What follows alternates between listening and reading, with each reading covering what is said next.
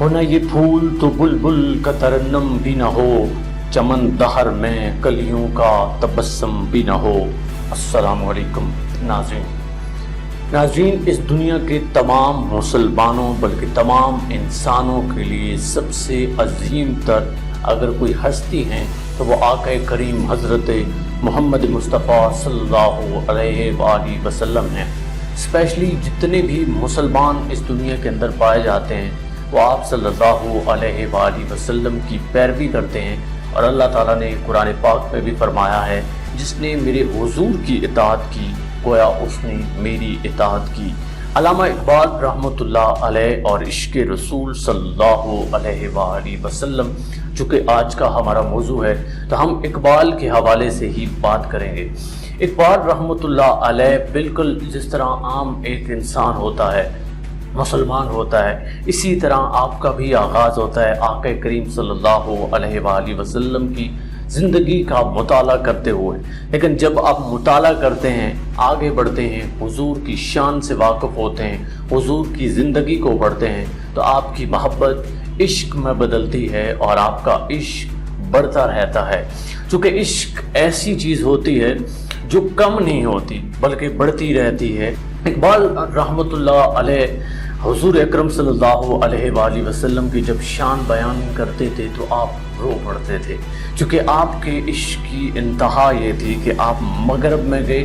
آپ نے لوگوں کو دیکھا، جب مغربیت دیکھی وہاں پہ ان کے اپنے فلسفے دیکھے تو وہاں بھی آپ نے کہا کہ اگر انسانوں کی بقا کسی ہستی میں پوشیدہ ہے، کسی کی زندگی میں پوشیدہ ہے تو وہ آقا کریم صلی اللہ علیہ وآلہ وسلم کی زندگی ہے، اور آپ نے آقا کریم صلی اللہ علیہ وآلہ وسلم کی سیرت میں ہی ہم مسلمانوں بلکہ تمام انسانوں کے لیے راہ نجات رکھی ہے۔ آپ نے اپنی پوئٹری میں ڈیفرنٹ جگہ پہ حضور اکرم صلی اللہ علیہ وآلہ وسلم کے ساتھ اپنی محبت کا اظہار کیا، جس طرح آپ کہتے ہیں کہ شوق تیرا گر نہ ہو میری نماز کا امام، شوق تیرا گر نہ ہو میری نماز کا امام، ایسے قیام سے حجاب، ایسے سجود سے حجاب۔ اور آپ تو یہاں پہ بات ختم کر دیتے ہیں، آپ کہتے ہیں کہ بعد از خدا بزرگ تو ہی قصہ مختصر، ایک شعر جو کہ آپ کی پوری شاعری کا نچوڑ ہے۔ آپ کہتے ہیں کہ کی محمد سے وفا تو نے تو ہم تیرے ہیں، یہ جہاں چیز ہے کیا لوہو قلم تیرے ہیں۔ آپ کہتے ہیں کہ اگر آپ حضور کے نام لینے والے ہیں، حضور کی پیروی کرنے والے ہیں، حضور سے عشق کرنے والے ہیں تو لوہو قلم، میری لوہو قلم، میری تقدیر آپ کے ہاتھ میں ہے،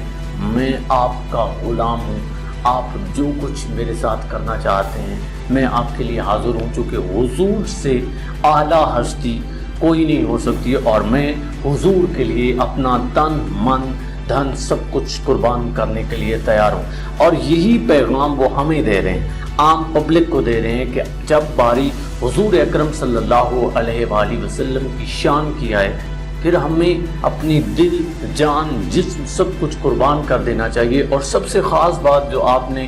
ہم تک پہنچائی کہ حضور صلی اللہ علیہ وآلہ وسلم رحمت للعالمین تھے، ہیں اور رہیں گے، اور اگر ہم آقا کریم صلی اللہ علیہ وآلہ وسلم کی زندگی کے مختلف پہلوؤں پر غور کریں اور ان کی پیروی کریں، عملی جامہ پہنائیں آپ کی سیرت کو، تو پھر اسی میں ہی ہماری نجات ہے۔ ایک اور جگہ آپ حضور اکرم صلی اللہ علیہ وآلہ وسلم کی شان میں کچھ پوئٹری لکھتے ہیں، وہ میں آپ لوگوں کے سامنے رکھتا ہوں۔ بڑے ہی زبردست انداز میں آپ اس پوئٹری کو لکھتے ہیں۔ آپ کہتے ہیں گرا جو مجھ پہ یہ ہنگامہ زمانہ ہوا،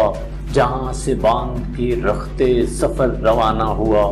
قیود شام و سحر میں بسر تو کی لیکن نظام کوہنائے عالم سے آشنا نہ ہوا، فرشتے بزم رسالت میں لے گئے مجھ کو، حضور آیا رحمت میں لے گئے مجھ کو، کہا حضور نے اے اندلیب باغ حجاز، کلی کلی ہے تیری گرمی نواز سے گداز. اور کیا خوبصورت آپ مخاطب ہوتے ہیں. ہمیشہ سرخوش جام بلا ہے دل تیرا, فتادگی ہے تیری غیرت سجود نیاز. اڑا جو لیتی دنیا سے تو سوئے گردون, سکھائی تجھ کو ملائک نے رفت پرواز. نکل کے باغ جہاں سے برن کو بو آیا, ہمارے واسطے کیا تحفہ لے کے تو آیا.